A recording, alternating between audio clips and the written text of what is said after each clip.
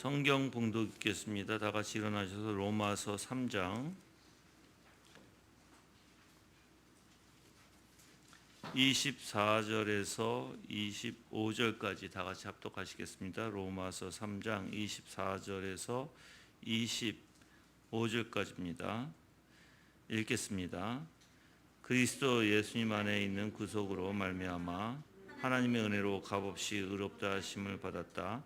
하나님께서 이 예수님을 그분의 피를 믿음으로 말미암는 속죄 제물로 세우셨으니 이는 하나님께서 오래 참으시며 이전에 지은 죄를 간과하시어 자신의 의를 나타내시려는 것이다. 아멘. 앉아주시길 바랍니다. 오늘은 기독교 왕요 이제 2권 17장 이제 마지막 부분이죠. 이제 17장 5절에서 6절 할 차례인데 이 17장의 내용은 그리스도께서 자기의 공로로 하나님의 은혜와 구원을 우리에게 얻어주셨다고 하는 것은 정당한 주장이다라는 내용을 담고 있습니다. 그래서 이 17장에서는 칼빈은 하나님의 은혜와 그리스도의 공로의 관계를 성경을 통해서 명쾌하게 설명합니다. 그리스도의 공로에 의해서 우리가 은혜 받았다고 말하는 것은 예수 그리스도의 피로 우리가 깨끗하게 되며 예수 그리스도의 죽으심으로 우리가 죄가 대속되었다는 뜻입니다. 그래서 하나님의 독생자이신 예수 그리스도께서는 자기 자신을 위해서 어떤 새로운 것이나 어떤 것을 얻으려고 하셨던 것이 아니라 태초에 하나님의 선택하신 백성들을 구원하시는 의의 근거가 되셔서 성부 하나님의 계획을 이루시기 위해서 이 땅에 오셔서 그 공로를 세우셨다는 것입니다. 이 모든 것이 동시에 하나님의 은혜라고 이제 칼빈은 얘기합니다. 그래서 하나님께서 그리스도를 우리를 위한 공로자로 친히 세우셨기 때문에 그리스도의 공로와 하나님의 자비는 대립하지 않는다고 칼빈은 얘기해요. 그래서 여러분들이 하나님의 은혜라고 표현하는 것과 그리스도의 공로라고 표현하는 것은 어떻게 보면 동일하다는 것이죠. 이게 다르지 않는 것이다라고 얘기해요. 근데 이제 오늘 이제 여러분들이 나중에 이제 좀 이따 들을 텐데 어떤 철학자들은 그거를 이제 분리를 시켜요. 그래서 하나님의 계획, 하나님이 모든 것을 주장하시고 하나님께서 모든 것을 뜻하셨다면 왜 그리스도의 공로가 필요하냐? 하나님 그냥 이루시면 되지. 그 원리는 어떤 원리를 취하게 되냐면 예수 그리스도를 구주로 생각하지 않는다는 거예요. 그렇죠? 공로가 없어버리면 무슨 구주가 필요해? 그래서 이제 칼빈은 거기에 대해서 맞서서 이제 6절서부터 이제 거기에 대한 내용을 담고 있어요. 그럼 5절에서는 지금 5절과 6절에서는 그리스도께서 공로를 얻으신 이유에 대해 설명하는데 5절에서는 그리스도의 죽음은 대속을 위한 속전이다라는 내용을 가지고 말합니다. 그래서 사도 바울은 사실 그리스도께서 우리를 죽음의 형벌에서 구원하시려고 대가를 치르셨다고 분명히 말하는데 오늘 본문을 사용한 거예요. 그래서 로마서 3장 24절과 25절에 그리스도 예수 안에 있는 구속으로 말미암아 하나님의 은혜로 값없이 의롭다 하심을 얻은 자가 되었느니라. 이 예수를 하나님이 그 피로 인하여 믿음으로 말미암아 화목제물로 세우셨으니라는 말씀이었죠.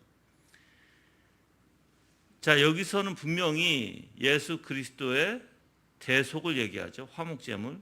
근데 하나님의 은혜로 값없이 의롭다 하심을 얻은 자 되었다고 얘기해요. 바로 이러한 구속을 통해서 우리가 예수 안에서. 그래서 예수 그리스도의 그 우리를 죽음의 형벌에서 예수 그리스도께서 그 대가를 치르셨다는 것입니다. 그 바울은 하나님께서 그리스도의 죽음으로 구속의 대가를 치르신 것을 분명히 하나님의 은혜라고 얘기하고 있고요. 또한 우리에게 로마서 3장 25절에 의를 얻어 하나님의 심판대 앞에 확고히 서기 위하여 그리스도의 피로 피난처를 삼았느니라라고 얘기합니다. 그래서 우리가 어떻게 보면은 우리가 의를 얻는 것은 바로 예수 그리스도를 통해서 얻는다는 것이에요. 그래서 예수 그리스도께서 의를 획득하기 위해서 십자가의 대속으로 죽으신 것이고요. 베드로 또한 베드로전서 가볼까요? 1장 18절과 19절이에요. 베드로전서 1장 18절과 19절.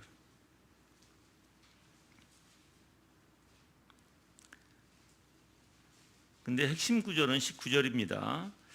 너희가 아는 것처럼 조상들이 전한 헛된 생활 방식에서 너희가 구속받은 것은 은이나 금같이 썩어질 것으로 된 것이 아니라 오직 흠없고 티 없는 어린 양 같은 그리스도의 보배로운 피로 된 것이다 라고 얘기했죠. 그래서 분명히 구속받은 것은 뭐예요? 오직 흠없고 티 없는 어린 양 같은 그리스도의 보배로운 피로 된 것이다 라고 말하고 있는 것입니다. 여러분, 분명히 예수 그리스도가 값을 치르셨습니다. 우리의 죄를 위해서 대신 그 대가를 치르신 것입니다. 그래서 그걸 속죄라고 얘기하죠. 근데 만약에 속죄하지 않았으면 사실 여기서 나온 모든 말씀은 다 헛되겠죠. 그렇죠?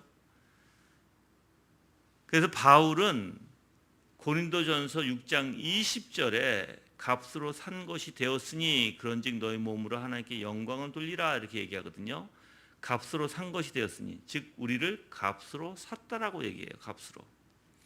어떤 대가? 바로 예수 그리스도의 십자가의 대가, 그 고난의 대가로. 뿐만 아니라 디모데전서 2장에 가보실게요. 디모데전서 2장 5, 6절.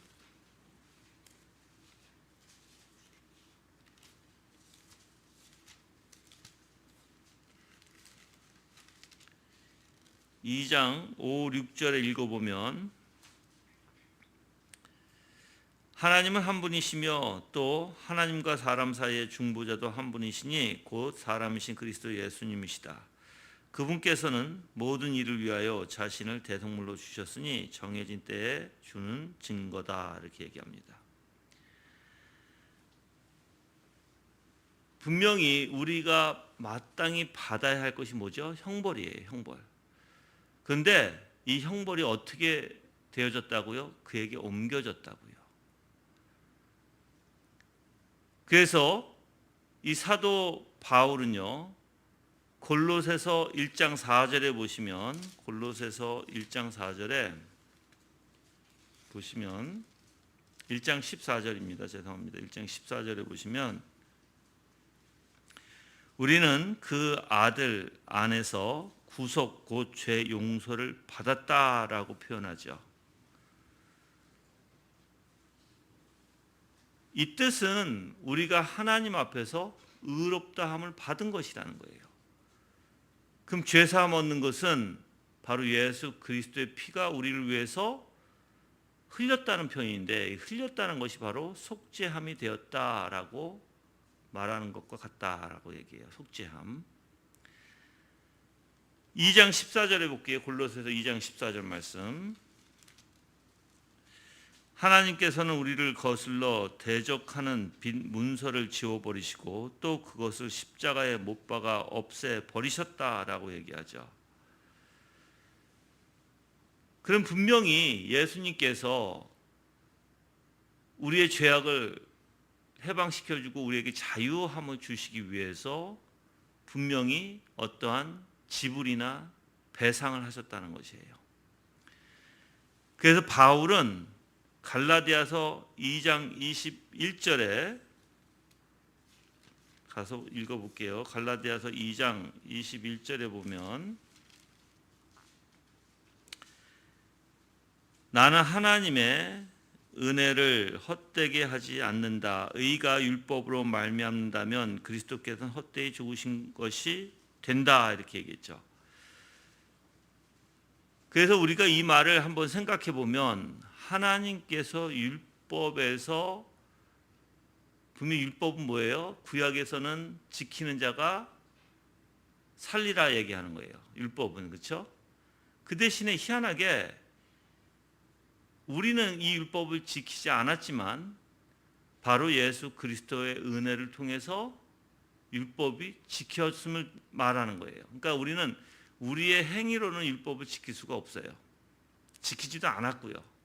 그런데 예수 그리스도께서 온전히 행하신, 율법을 완성하시고 율법을 완전히 순종하신 그 은혜를 나에게 전가시켜 주실 것이고, 우리는 예수 그리스도의 은혜로 그 율법에 대한 약속을 다 지키신 거로 하나님이 봐주시겠다는 것이에요. 그래서 여러분들이 우리가 율법을 그럼 지킬 필요가 없느냐? 그것도 아니에요. 주님의 은혜로 지킬 수 있고요. 주님의 은혜로 지켜진 것입니다. 그래서 여러분들이 지금도 만약에 하나님의 율법을 우리가 지킬 수 없다라고 해서 내가 안 지켜가 아니라, 우리는 은혜로 지켜야 되고 또 은혜로 지켜진 것이에요. 그럼 어떻게 우리가 하나님의 은혜로 이걸 지킬 수 있는가? 바로 하나님을 사랑함으로예요. 주님을 사랑함으로 그 말씀에 순종할 수 있고, 주님을 순종함으로써 우리는 율법을 자연스럽게 지킬 수 있는 것입니다. 그래서 사도행전 13장에 이제 안디옥에서 이제 설교한 내용이 있는데, 사도행전 13장에 보면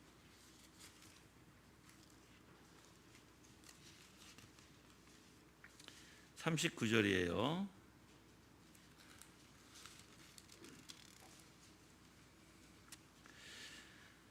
너희가 모세의 율법으로 의롭다함을 받지 못하던 모든 일에도 이분 안에서, 지금 이분이 누구예요? 그리스도 안에서 모든 믿는 자가 의롭다함을 받는다라고 얘기했죠. 예. 그래서 우리는 율법으로 의롭다함을 받지 못해요, 여러분들. 그런데 누구 안에서? 예수 그리스도 안에서 의롭다 하심을 얻은 것이라는 것입니다.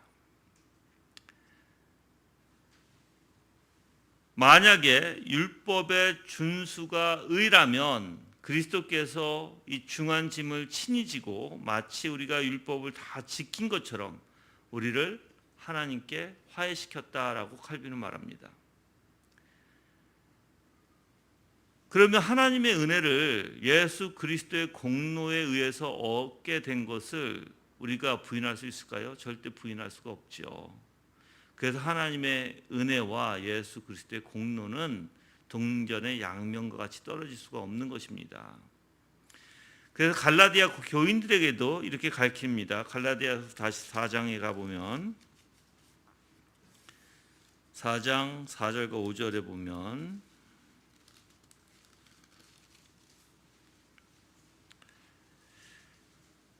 (4장 4절과 5절) 그러나 때가 찼을 때 하나님께서 자기 아들을 보내셔서 여자에게서 나게 하시고 율법 아래 나게 하셨으니 이는 율법 아래 있는 자들을 속량하시고 우리로 아들의 신분을 얻게 하시려는 것이었다라고 얘기하죠.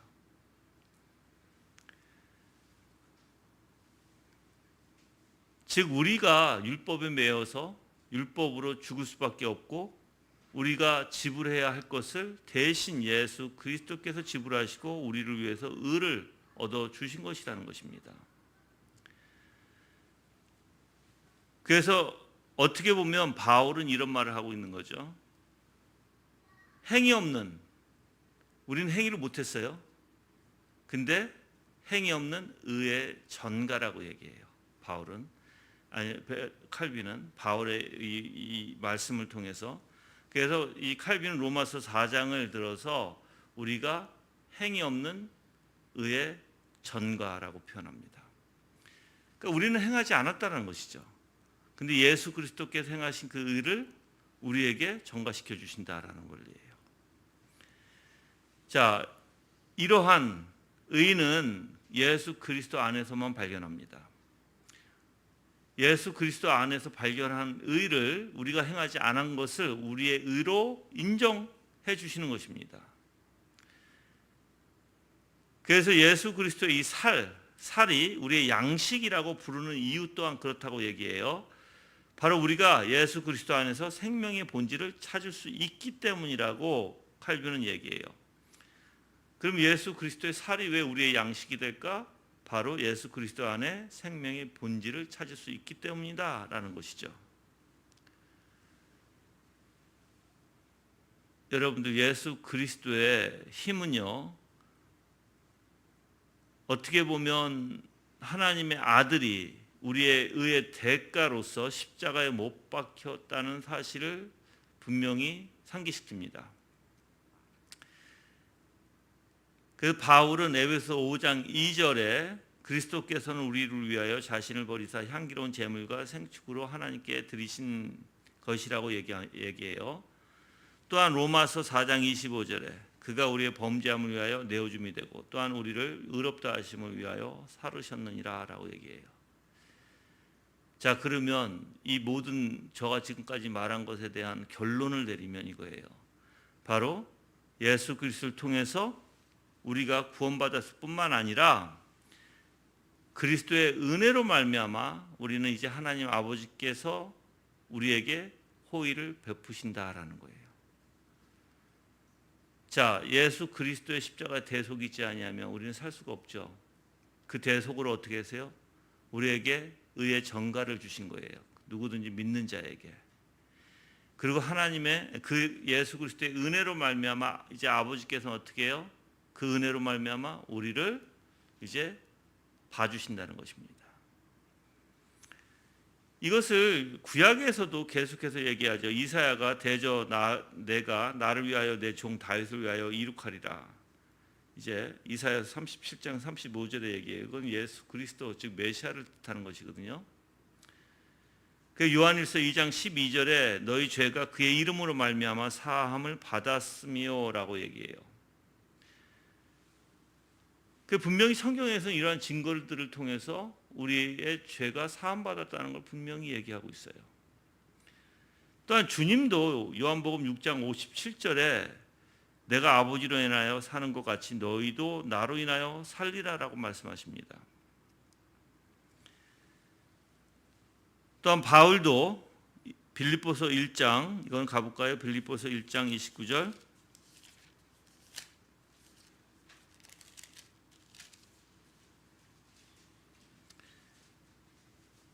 그리스도를 위하여 너희에게 은혜를 주신 것은 다만 그리스도를 믿을 뿐 아니라 그분을 위하여 고난도 받게 하려는 것이다 라고 말씀하시죠. 그래서 지금 이 성경 말씀을 통해서 계속해서 어떻게 예수 그리스도의 그 고난, 십자가의 대속 죽음, 그 피 흘리심, 이 모든 것은 다 우리를 위한 것이라는 거예요. 우리를 위해서 예수 그리스도께서 십자가에서 대속을 대신 그 값을 치르셨다는 것입니다. 근데 여러분들 우리가 지금 이거는 지금 여지껏 제가 이거 얘기한 것은 기독교 강요 지금 이제 17장 5절에 나와 있는 내용을 제가 여러분들께 설명한 거고, 그런데 진짜 우리가 한번 생각해 볼게요. 우리 신앙에 접목시켜서 우리를 구속해 주시는 예수 그리스도의 피는 우리를 구속해 주시는 화목 제물이 되셨죠? 그러면 나와 아버지가 어떻게 돼야 될까요? 화목하게 돼야 돼요. 아버지가 나를 받아주셔야 되죠, 이제. 그렇죠? 그래서 예수 그리스도는 우리를 값으로 샀다라고 표현하는 것이에요. 값으로, 핏값으로. 그 고난과 고통의 핏값으로 사셨다는 것입니다. 그것을 값으로 샀기 때문에 속전이라고 부르기도 해요. 그렇죠? 랜섬이라고 얘기하죠. 속전. 그리고 죄 용서를 분명히 받게 하셨습니다. 자, 그러면 율법을 통해서 우리가 행해야 됐는데 그 율법을 통해서 행한 것은 불가능해요. 우리가.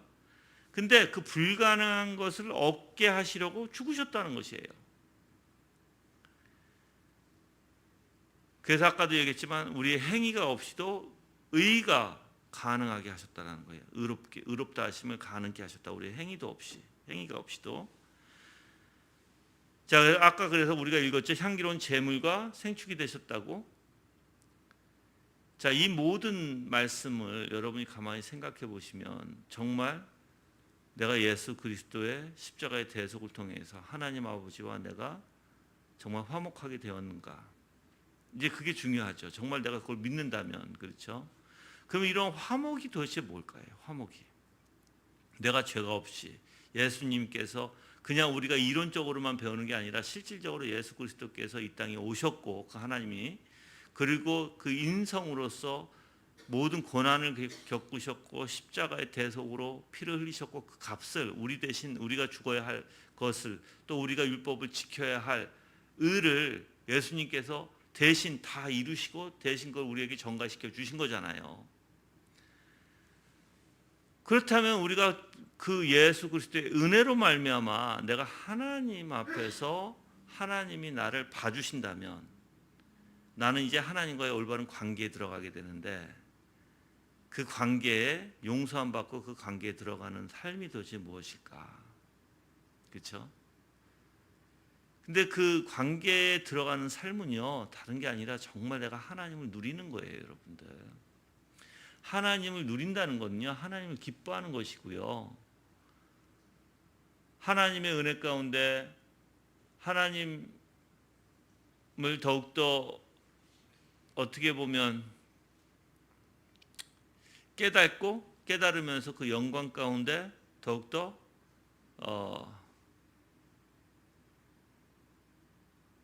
우리가 그 하나님을 알아가는 지금 내가 존 오웬의 영광에 대해서 지금 다시 내가 이렇게 지금 요약하고 있어요. 요약을 하면서 이제 내가 강의안을 만들고 있거든요. 우리가 이제 코로나 끝나면 내가 바로 그것부터 강의하기 위해서. 근데 그리스도의 영광을 여러분이 가만히 생각해 보시면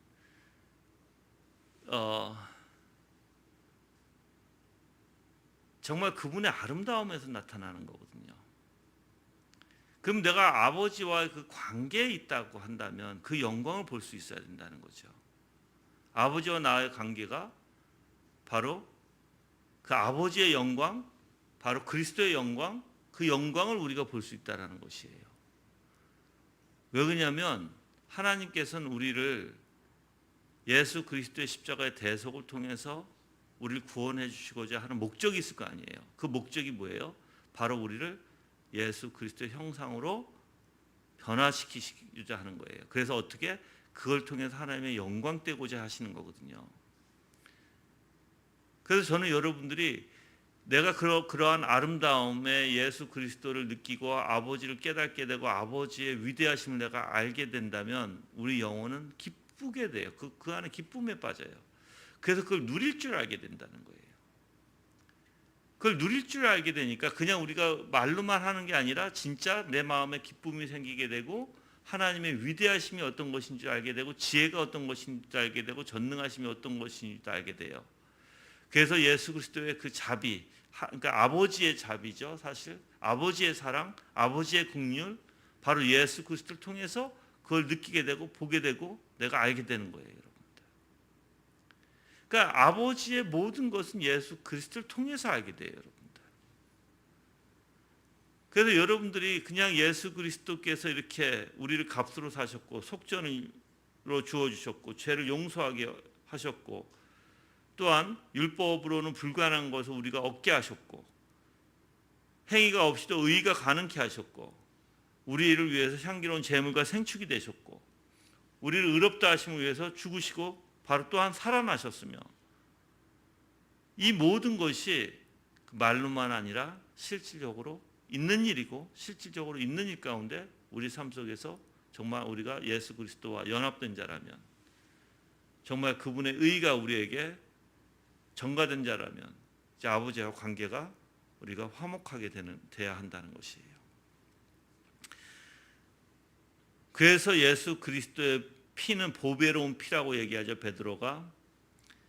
그래서 우리의 구속의 근거라고 또한 선포합니다. 그래서 저는 여러분들에게 실질적인 신앙을 잠깐만 가르쳐주고 싶은 거예요.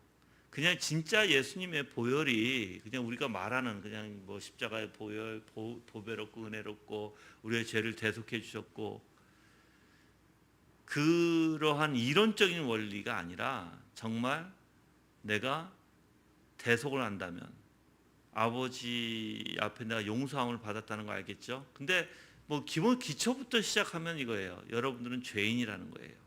기초부터 시작하면 우리가 죄라는 것을 깨닫지 못하면 하나님 앞에 나가 회개할 수도 없겠죠. 회개하려고 하지도 않을 거예요, 우리는. 그렇죠? 그래서 우리의 비참함을 깨닫는 게 가장 우선적일 거예요, 여러분들. 그 비참함을 깨달을 때 주 예수 그리스도의 은혜가 무엇인지 배우고 알아서 주님 외에는 우리가 하나님 앞에 용서받을 자가 없다는 걸 깨닫고 주님 앞에 나가서 엎드려야 될 것이고요.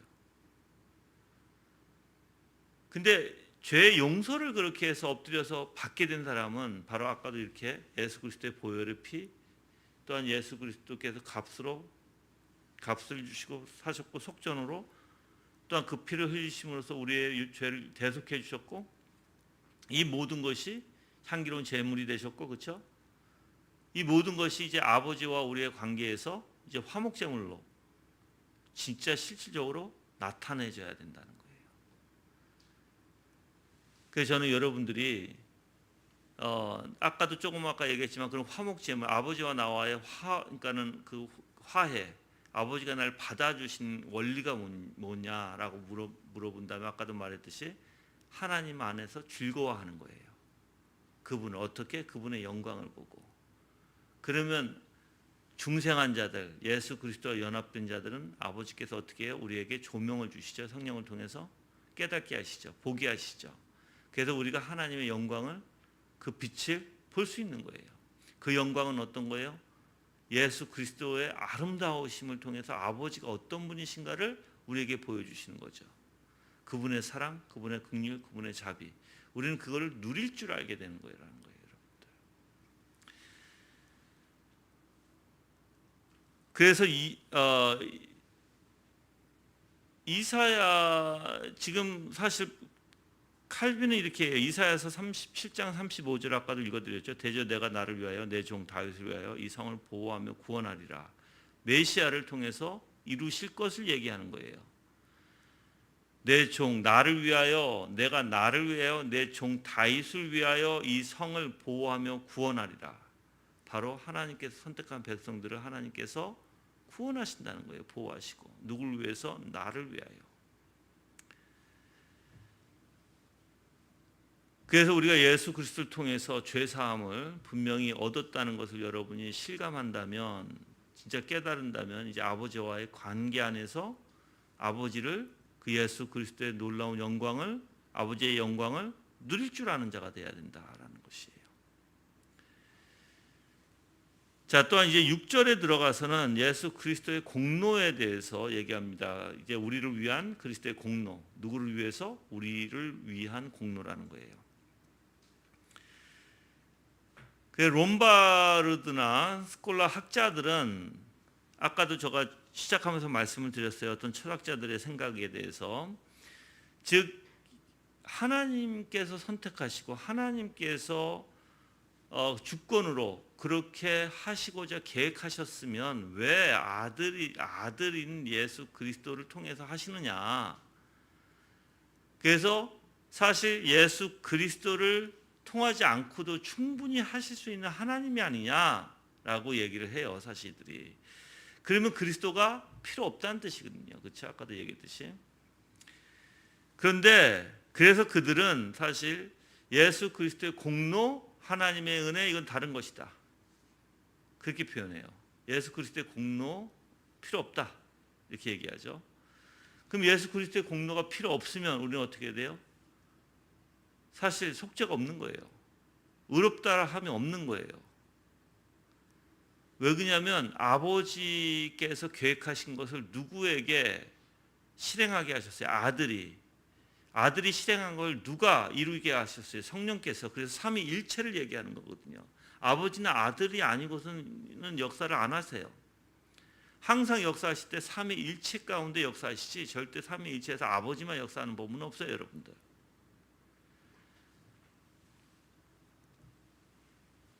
그래서 성경은 분명히 이제 이것은 여러분이 올바로 알아야 돼요. 칼빈은 이렇게 얘기해요. 성경은 성부께서 성자의 공로에 따라 그의 유익을 위해 주신 것이 아니고, 다시 얘기하면 성경은요, 성부께서 성자의 공로 때문에 예수 그리스도의 유익을 우리에게 주신 게 아니라는 거예요. 잘 이해하셔야 돼. 그럼 무엇 때문에 주셨는가? 이렇게 얘기해요. 그를 죽음에 내어 주시고 아들을 아끼지 아니하시고 주신 것은 그가 세상을 사랑하셨기 때문이다 얘기해요. 그러면 예수 그리스도의 공로 이전에 뭐가 온다는 거예요? 주님의 사랑이 앞선다는 거죠. 그 주님의 사랑이 아니면 예수 그리스도의 공로도 없다라는 거예요. 그 우리에게 유익이 된다는 것은 예수 그리스도 하나님 아버지의 사랑 때문이지 그리스도의 공로 때문 먼저가 아니다라는 것이죠. 그래서 하나님이 우리를 구원하시기 위해서 아들을 기꺼이 고난 가운데 내주신 바가 되신 거예요. 뭘 바탕으로? 사랑을 바탕으로. 그러면 아버지가 얼마나 우리를 사랑하시는지를 조금 알겠죠. 왜 그러냐면 그 아들은 어떤 것보다 비교할 수가 없어요. 그 아들은 우주 만물보다 비교할 수가 없는 분이에요. 그렇게 위대하고 그렇게 사랑스럽고 하신 분을 아버지께서는 우리를 구원하시기 위해서 내주신 바가 된 거예요. 그렇지 않으면 우리를 구원할 수 있는 분이 없어요. 이 죄를 어떻게 우리를 감당하셔? 이 죄는 영벌이 포함되어 있는 것인데 영원히 죽어야 하는 것인데 그래서 우리가 유한이란 존재가 무한한테 죄를 지었을 때 그 대가는 무한의 원리가 돼야 된다고 분명히 말씀드렸잖아요. 그렇죠?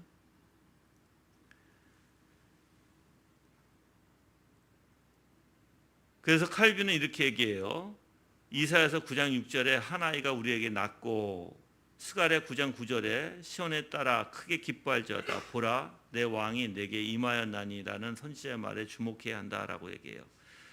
그렇지 않으면 이제 그리스도께서는 그의 원수들을 위하여 죽음의 고난을 당하셨을 때라고 바울은 이제 사랑의 확신에 무의미할 것이다라고 얘기. 그러니까 이 칼빈은 바울의 말 또는 이 성경에서의 말씀이 즉 바로 사랑에 근거한 것이지 그분의 공로에 근거한 것이 아니다라는 것이에요.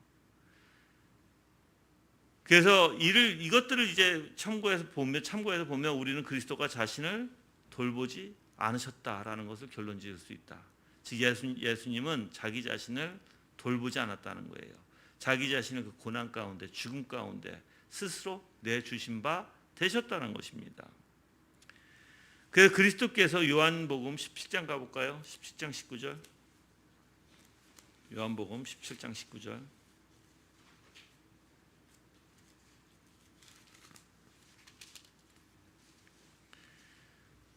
또 내가 그들을 위하여 나 자신을 거룩하게 하는 것은 그들도 진리로 거룩해지게 하려는 것입니다.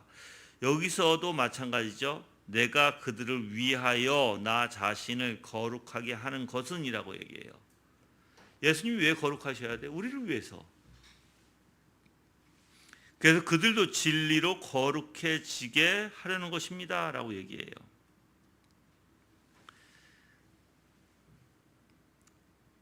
그래서 칼빈은 자기의 성결의 열매를 다른 사람에게 나누어 주는 분이 우리를 위하여는 아무것도 얻는 것이 없음을 증명하기 때문이다라고 해요. 그러니까 예수님은 우리 그렇게 자기 자신을 바치셨지만 자기 자신을 헌신하셨지만 우리로부터 받는 게 있어요? 아무것도 없어요. 여러분들 우리로부터 받을 수 있는 거는. 그래서 이렇게 성결의 열매를 나눠주시는 분이다라는 거예요. 그래서 예수님은 항상 우리에게 주시기를 기뻐하시고 이렇게 우리가 거룩해지기를 기뻐하시는 하나님이시라는 것입니다. 또한 우리가 진정으로 주목해야 할 것은요, 우리를 구원하시기 위하여 자신을 온전히 헌신하기 위하여 그리스도께서는 말하자면 자신을 잊어버리셨다라는 사실이다라고 칼빈은 얘기해요. 그래서 저는 사실 예수님께서 우리를 구원하시려고 자기 자신을 우리가 내가 쉽게 얘기하는 내준 바 되었다고 표현하잖아요. 내주신 바 되었다고. 근데 이 내주심이 모든 것을 다 내주셨다는 거예요. 모든 것을. 자기의 고난, 자기의 고통, 자기의 죽음, 외로움 등등 모든 것이 우리를 위해서 내주신 바 되었다. 그렇지만 예수님은 그 길을 기꺼이 기쁘게 걸어가셨다라는 거예요. 죽음의 길까지도, 그 외로움의 길까지도. 여러분들 얼마나 고통스러웠던 길인지 여러분이 조금 아실 거예요. 겟세마네 기도를 보셔도 아실 거예요. 그렇죠? 그렇지만 예수님은 그 길을 당당하게 걸어가셨고 십자가에서 다 이루었다라고 끝내시면서도 기뻐하셨다라는 것이에요. 자, 그러면 이걸 좀 적용해서 내가 여러분들에게 좀 말씀을 드려볼게요. 그러신 하나님인 줄 여러분 믿습니까? 그럼 그러신 하나님이라는 걸 믿는다면 왜 우리가 하나님을 자꾸만 오해할까요? 하나님의 낮아지심이 전적으로 우리를 위한 것이라면 왜 우리가 자꾸만 하나님을 오해하냐라고 내가 얘기하는 것은 그 하나님이 무엇인가 안 주실 것 같은, 이미 다 주셨음에도 불구하고 다 이루셨잖아요. 그래서 오직 그걸 믿는 자가 그걸 갖게 되는 것이거든요. 근데 하나님께서 여러분들을 위한, 정말 여러분들을 위한 하나님, 여러분들이 고난 가운데 죄 가운데 빠져 살기를 원치 아니하신 하나님, 그래서 하나님, 우리가 할 수 없으니까 우리에게 모든 걸 주신 하나님, 그런 하나님의 사랑과 자비와 은혜를 생각하면 하나님이 우리에게 못 하실 것이 뭐가 있어요? 못 주실 것이. 그렇죠? 이미 다 아들을, 그렇게 귀한 아들을 주셨으면 우리에게 어떤 것도 주실 수 있잖아요. 죄 외에는 거룩한 모든 아름다운 것들 다 주실 수 있잖아요, 우리에게. 왜 그러냐면 예수 그리스도보다 귀한 건 없기 때문에 그래요, 여러분들. 우리가 그걸 믿는다면 우리가 지금 고통스럽고 힘들고 어려운 문제가 있을지라도 그 문제도 하나님께서 어떻게 해주시기를 원하신다? 거룩하게 해주시기를 원하신다는 거예요. 어떠한 사건이 생기고 어떠한 사건들이 발생할지는 모르지만 여러분의 삶 속에서 그 생활 가운데 하나님께서는 무엇을 우리한테 허용하실지라도 다 하나님께 우리를 위한 그 거룩 때문이다라는 거예요. 그런 하나님이라면 우리가 왜 믿지 못할까요? 그런 하나님이라면 왜 그분을 의지하지 못할까요? 그런 하나님이라면 내가 당당하게 그 하나님 앞에 모든 것을 다 내려놓고 주님, 날 온전히 주님만 의지하겠습니다라고 해야 되지 않아요? 그래서 저도 때로는 여러분들, 저도 힘들고 지치고 어려울 때가 있지요, 당연히. 그렇죠? 그럴 때마다 저는 상황을 절대 생각하지 않아요. 그냥 하나님이 어떤 분이신지 자연스럽게, 이제는 훈련이 돼서 그런지 몰라도 자연스럽게 그 생각이 들어와요. 아, 하나님이 하시는 일이 참되실 거야. 내가 보지 못할지라도, 내가 그것을 지금 당장 느끼지 못할지라도. 왜 그러냐면 그 하나님은 말씀에서 분명히 내 삶에서 그걸 증거해 주신 분이시니까. 근데 내가 왜 그 하나님을 믿지 못하느냐는 거죠. 그렇게 믿게 되면 하나님 앞에 걱정이, 염려가 없어져요. 다 뜻하신 바가 있을 거예요. 지금 안 되는 이유가 있을 것이고, 지금 못하는 이유가 있을 것이고, 지금 내 생각과 내 방법대로 모든 게 그렇게 안 돌아가는 이유가 있을 것이다라는 거예요. 또 하나님께서 어떤 사람을 통해서 나를 훈련시키시는 이유가 있을 것이다.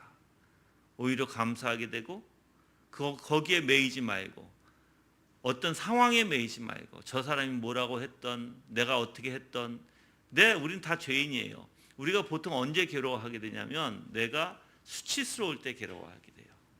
수치스럽다는 건 여러분들, 내가 어떤 죄를 짓고 내가 어떤 문제가 있는 거잖아요. 그게 밝히 드러나진 거잖아요. 누구의 권면을 듣던 아니면 어떠한 상황을 통해서 하나님이 드러내시는 거잖아요.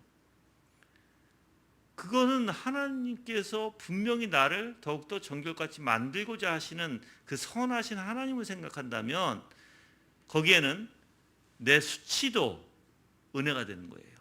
오히려 내가 수치감, 내가 잘못된 것을 날 바꿔주시기 위해서, 그게 은혜죠, 여러분들. 그래서 여러분들이 물론 우리는 죄에 대해서 자각하고 우리가 그 각성을 통해서 죄를 미워하게 되고 또한 미워하면서 내가 그 죄를 밀어내야 하는 건 당연해요. 근데 그것 또한 하나님께서 그렇게 해주시는 역사가 감사할 뿐이죠. 왜? 선하신 하나님이니까. 나를 더 정결같이 거룩하게 더욱더 만들어 가시기 위한 그 과정이니까. 그래서 여러분들은 어떠한 상황에 빠지는 것이 아니라 하나님께서 나를 어떻게 인도해 나가시는가를 보셔야 된다는 거예요. 그래야만 우리가 그 하나님의 놀라운 역사, 은혜를 알게 되는 거예요. 예수 그리스도께서 여러분들 십자가에 대속해서 죽으신 그 사건, 그리고 우리의 의가 되시잖아요. 그건 거짓이 아니에요. 정말 하나님 앞에 우리를 의롭다 여겨주시고 뿐만 아니라 그 의롭다 여겨주심을 우리의 삶 속에 실질적으로 거룩함으로 살아갈 수 있도록 성령께서 주장해 주시는 거예요. 그래서 저는 요즘에 좀 생각을 해봐요. 저 자신이 어떠한 고민이 있고 어떠한 생각들이 있죠. 그런데 희한하게 그냥 하나님 안에서 하나님께서 어떻게 하실 것인지만 생각하다 보니까 오히려 나한테는 소망이 돼요. 어떤 문제도. 왜냐면 그 문제를 통해서 하나님은 분명히 나를 정결케 만드실 거니까. 우리 교회도 마찬가지예요. 어떤 분이 어떤 문제가 있다 그럼 저는 기대가 돼요. 왜? 하나님이 저분을 통해서 저분을 만져주시고 계시기에 저분이 어떻게 더욱더 성숙하게 변화가 되고 어떻게 성숙하게 더욱더 잘할 수 있는가를 보게 돼요. 그게 하나님의 은혜예요, 여러분들. 하나님은 여러모로 여러분들을 깨우치십니다. 때로는 말씀으로 깨우쳐 주시고 때로는 상황 가운데 깨우쳐 주시고 때로는 어떤 사람을 통해서 깨우쳐 주시고 여러모로. 그래서 우리를 점점 더욱더 성숙하게 만들어 가시는 거예요. 그게 예수님께서 아까 우리가 요한복음 읽었죠, 17장. 우리를 거룩하게 하시기를 원하시는 하나님. 그래서 예수님께서 본인이 거룩하시다고, 그래서 우리는 진리 안에 거룩하게 하시기를 원하시는 하나님이심을 우리가 읽었잖아요. 그런 하나님이시라고요. 하나님은 여러분들을 점점 더욱더 거룩하게 인도해 나가시는 하나님. 그래서 저는 그래서 감사해요. 오히려 내가 아무리 모자르고 내가 아무리 정말 어떻게 보면 너무나 죄인이고 죄가 너무나 많고 그렇죠? 그럴지라도 하나님이 야 내가 너 만들 거야. 야 내가 너 절대 놓지 않고 내가 어떻게든 내가 너 이끌어 갈 것이고 내가 너를 영화까지 가는데 근데 너도 힘들겠지만 내가 너 분명히 인도할 거야. 그런 하나님이시라고요. 포기하지 않는 하나님이에요. 그래서 여러분 자신이 여러분의 죄를 보고 당연히 마땅히 그 죄를 혐오해야 되고 양심으로 힘들어해야 되지만 또한 하나님은 그러한 하나님을 보고 그러한 하나님을 의지하고 감사하고 기쁨으로 그 길을 걸어나가야 돼요. 그래야지 여러분들 우리는 감사가 되는 것이에요. 그렇게 되기를 바라요. 하나님은 참 좋으신 분이에요. 여러분들 예수 그리스도를 이 땅에 보내주신다는 것은 정말 놀라운 사랑이에요. 놀라운 사랑. 우리가 감당할 수 없는 사랑이에요. 가만히 생각해 보세요. 우리 자식을 하물며 인간도 그 자식을 남을 살리기 위해서 그 자식을 내어준다는 건 있을 수도 없는 거예요, 여러분들. 인간도. 근데 하물며 하나님이 그렇게 귀하신 예수 그리스도를 이 죄인들을 살리시기 위해서 내주신 바 되셨다라는 것이에요. 그게 은혜 중에 은혜고 감사한 거죠. 그래서 저는 여러분들이 그걸 꼭 생각했으면 좋겠어요. 예수 그리스도 아니면 우리가 어떠한 행위로 절대 의롭다 하지 못한다. 예, 하나님은 그걸 알기에 예수 그리스도를 우리를 위해서 보내주신 분이시다. 그래서 예수 그리스도께서 대신 모든 고난을 겪으시고 모든 율법을 완성하시고 그리고 십자가에 달려 그 형벌을 대신 값을 치러주신 분이시다. 근데 그러한 분이 그렇게 모든 것을 주실 수 있는 분이 나 같은 존재를 사실 어떻게 보면 그렇게 생각하면 나라는 존재가 무엇인데 하나님이 그렇게 하실까 생각해 볼 수 있잖아요. 그렇죠? 성경에서는 정말 하나님을 모르는 존재는 여러분들 정말 짐승 같다 그러고 우리의 인생을 한가 먼지에 비유하잖아요. 그럼에도 불구하고 하나님께서는 그 사랑으로 우리를 그렇게 예수 그리스도를 보내주심으로써 그 사랑을 나타내 주신 하나님. 그래서 저는 여러분들이 사실 믿음이라는 것은 당연히 하나님께서 하신 일을 믿는 원리예요. 그래서 여러분이 진정으로 내가 한 말을, 지금 내가 여러분들에게 설명한 말을 믿으신다면 바로 예수 그리스도를 더 묵상하셔야 될 거예요. 예수 그리스도를 더 그 아름다움이 무엇인지, 그 사랑이 무엇인지, 자비가 무엇인지, 긍휼이 무엇인지 더 묵상하셔야 될 거예요. 그래서 사실 성경 전체가 그 내용이에요. 그 내용. 지금 뭐 출애굽 우리가 묵상하잖아요. 간단히 생각해보면 왜 하나님이 저 애굽 아주 강박하고 정말 하나님을 나와서도 그렇게 골치 아픈 애굽에서 이스라엘 백성들을 하나님께서 빼내 주실까? 이유가 뭘까? 그들이 잘한 게 있었나? 아니에요. 온전히 하나님의 언약 때문이에요. 언약. 하나님이 그래서 스스로 언약하셨고 그걸 스스로 이루시는 거예요. 우리도 마찬가지로 똑같아요. 우리에게 하나님이 우리를 예수 그리스도 안에서 불러주셨고 예수 그리스도로 말미암아 살게 하시고 예수 그리스도로 말미암아 인도해 주시는 거예요. 그럼 보통 이렇게 물어보잖아요. 그 목사님, 나라는 것을 어떻게 증명합니까? 지금 여러분이 여기 나와서 말씀 듣는 것 자체가 증거예요. 지금 하나님이 여러분들을 이끄시고 여러분들에게 그게 사랑의 표시라고요.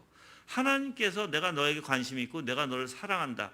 그리고 내가 너의 그 형벌을 내가 예수 그리스도를 통해서 그 형벌을 짊어지게 했고 그것을 값을 치르게 했고 그 증거가 바로 내가 너를 지금 부르는 증거다라는 거예요. 그걸 여러분이 믿어야 그게 믿음이 되는 거예요. 근데 여러분이 아니야 자꾸만 의심이 나죠. 나는 죄가 이렇게 많은데 그래. 근데 참 답답해요. 그러니까 왜 답답하냐? 아이러니한 게 뭐냐면 나는 이렇게 죄가 많은데요. 답은 뭐예요? 그래 그래서 너가 그렇게 죄가 많으니까 예수님이 하나님 보내주셨잖아. 근데도 뭐예요? 아니에요. 나는 그 죄가 많아요. 성경에서는 여러분들 죄가 많은 곳에 은혜가 더 있다고 얘기해요. 그러면 여러분들은 생각해 보세요. 여러분이 죄인이라면 그 은혜가 더 크게 여러분들에게 임하는 거예요. 그걸 감사하셔야죠. 그걸 받아들일 때, 그걸 믿고 인정할 때 더욱더 큰 은혜가 여러분들에게 임하게 되는 것입니다. 근데 내가 고집부리면서 자꾸만 내 마음에서 아니야 라고 해요. 다른 사람은 다 긴 것 같은데 나는 아니야. 그게 제일 문제거든요 지금. 근데 다른 사람은 다 괜찮고 다른 사람은 다 그런 것 같은데 나는 아니야. 그 기준이 어디서 나온 거예요? 자기 기준에서 나온 거거든요. 여러분들 하나님은 저한테는 이렇게 얘기하시는 것 같아요. 남들 다 하나님이 다른 사람도 구원하시고 내가 너도 구원한다 라고 하시는 하나님 같다고요. 저는 다른 사람만 구원받는 것이 아니라 그래 내가 다른 사람을 구원한 것 같이 내가 너도 구원해 줄게. 그런 하나님이시라고요. 여러분들. 그러니까 저는 여러분들이 자꾸만 의심의 병에서 벗어나서 더욱더 이렇게 오늘 예수 그리스도의 십자가의 대속 그 값을 치르시고 그 피를 흘리심으로써 그 공로라고 얘기하는 거죠. 그걸 공로라고 그 공로의 대가를 치르셨기에 하나님이 어떻게 하시다 우리를 받아주시는 것이다. 누구 안에서? 예수 그리스도 안에서. 그래서 그 공로와 하나님의 은혜는 같이 가는 것이다.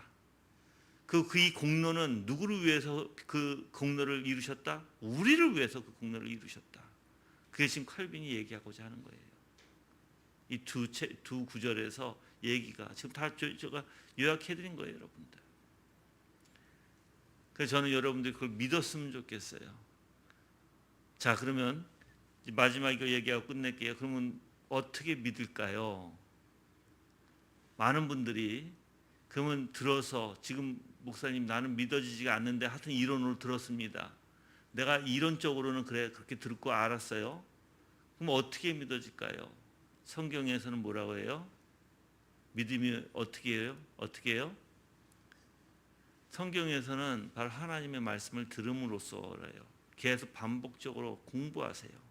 반복적으로 하나님의 말씀을 듣고 반복적으로 하나님을 묵상하고 반복적으로 하나님이 어떤 분이신지 계속해서 알아가세요. 그래서 은혜의 수단이 그렇게 필요한 거예요. 중요한 거예요, 여러분들. 여러분 어떤 것을 내가 무엇인가 이론적으로 안다고 해서 근데 하나님은 희한한 게요. 이론적으로 정말 안 것을 성령의 역사가 있기 시작하면 그게 내 삶에서도 증거가 되어져요. 그렇게 나타내 주세요. 그래서 내가 확신을 갖게 하세요. 근데 그렇게 확신을 가지려면 여러분이 항상 여러분의 삶에 하나님을 떨어뜨려서는 안 돼요. 하나님 없이 생각해서는 안 된다고요.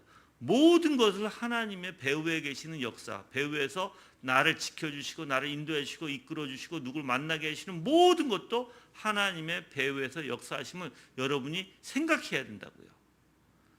그럴 때 실질적으로 그러한 역사들이 내 삶에 나타나게 돼요, 여러분들. 여러분들이 이제 한번 정말 하나님의 말씀의 능력이 무엇인지 정말 알고 싶으면, 그래서 그분과의 관계가 무엇인지 알고 싶으면 여기 이 말씀에 나와 있는 하나님을 여러분의 삶에서 보세요. 보시려고 해보세요. 내 배후에서 역사하신 하나님. 똑같이 성경에서는 뭐예요? 그 이스라엘 백성들의 배후에서 역사하신 하나님을 얘기하잖아요. 똑같이 우리의 삶에 내 배후에서 역사하신 하나님을 기도하시고 보시려고 하시고 알려고 하세요. 그럴 때 여러분 삶에서 나타나는 것이 분명히 느껴지게 되고 알게 돼요, 여러분들. 저는 그래서 여러분들이 점점 더욱더 올바른 신앙에 살아갔으면 좋겠고요. 이 이건 17장의 배경을 이제 그 책에서 있는데 제가 좀 간단하게 이제 내용을 알려드리면 소키누스와 나눈 편지라고 얘기해요. 1559년 칼빈이. 그래서 최종판에 처음으로 사입되었다라고 얘기합니다. 그래서 소키누스는 칼빈에게 하나님께서 이미 자신의 주권 의지의 자유행위로서 사람들을 구원하시기로 작정하셨다면 어떻게 하나님의 행위가 그리스도의 공로에 의해 결정될 수 있는가 질문했다는 것이에요. 아까도 얘기했죠? 똑같은 내용이에요. 하나님의 주권적 의지, 자유로운 행위, 사람을 구원하시기로 작정했으면 왜 아들의 공로가 필요하냐? 공로 필요 없이도 그렇게 하실 수 있지 않냐라는 거예요.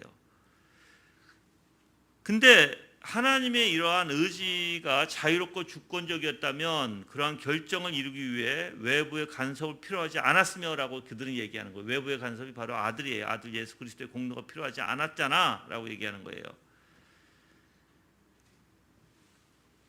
근데 이제 칼빈은 17장 1절에서 이렇게 얘기를 해요. 공로라는 말이 하나님의 은혜를 흐려놓는다고 생각하여 공로라는 말을 듣는 것을 참지 못하는 그러니까 왜곡된 자들, 즉 소키누스주의자들을 얘기하죠. 아주 교묘하게 왜곡하는 사람들이 있다. 따라서 그들은 그리스도를 단지 도구나 사역자로 여기려고 하고 생명의 창조주, 인도자, 주제로 여기려 하지 않는다. 하지만 우리는 그리스도의 공로를 논할 때 공로의 시작이 그리스도 안에 있다고 여겨지지 않고 그 시작을 제일 원인인 하나님으로 결정을 돌린다 했어요. 왜? 그 공로는 뭐 때문에? 하나님의 사랑 때문에 있는 거니까. 그렇죠? 예. 왜냐하면 하나님께서 오로지 자신의 기쁘신 뜻에 따라 처음부터 그리스도를 우리의 구원을 얻게 할 중보자로 지명하고 계획 세워 놓으셨기 때문이에요. 따라서 그리스도의 공로를 하나님의 자비와 대립시키는 것은 터무니없는 일이다라고 얘기합니다. 어떤 것에 속해 있는 것은 그것과 상충되지 않는다는 것이 공통적인 법이기 때문이다. 따라서 사람이 오직 하나님의 자비로만 값없이 의롭게 된다고 주장하면서 동시에 하나님의 자비에 종속되는 그리스도의 공로도 우리를 위해 개입한다고 주장하지 못할 이유가 없다 그래요. 그래서 정리하면 이런 뜻이에요. 그리스도의 공로는 하나님의 은혜에만 의존하고 그 은혜는 우리의 구원을 위해 이 방법을 정하신 것이므로 그리스도의 공로로 역시 하나님의 은혜와 마찬가지로 모든 인간적 의와 철저히 대립되는 것이다. 그러니까 이 공로 역시 하나님의 은혜라는 것이에요. 인간이 가질 수 있는, 인간의 의로 행할 수 있는 것이 아니라는 거예요. 그래서 예수 그리스도의 공로에 대해서 중요성을 지금 17장에서는 나타내고 있다라는 거예요, 여러분들. 아까 다시 한번 얘기할게요. 공로가 뭐라고요? 피를 흘리신 거예요. 값을 치르신 거예요. 대속해 주신 거예요. 그 고난 가운데 우리의 죄를 대신 짊어지고 가신 그 길이에요. 그게 예수 그리스도의 공로예요. 그 공로가 있지 않으면 어떻게 된다? 우리는 구원받을 수 없어요, 여러분들. 아멘. 오늘 말씀을 통해서 여러분들이 정말 예수님은 그냥 말로만 그런 분이 아니라 실질적으로 우리의 삶 속에 예수 그리스도의 십자가의 대속을 실질적으로 이루시고 있고 하나님과의 화목을 통해서 어떻게 해요? 정말 올바른 진리의 길, 거룩한 길로 우리에게 인도하시는 바로 그런 하나님이시다라는 거예요. 그런 삶이 여러분들이 되기를 주님의 이름으로 간절히 간구합니다. 기도합니다. 다 같이 합심으로 기도하시겠습니다. 예수 그리스도의 공로의 중요성을 깨닫고 더욱더 주님의 말씀에 진리에 의존하고 더욱더 하나님을 알아갈 수 있도록 우리를 인도해 주소서라고 다 같이 간구하는 시간 갖겠습니다.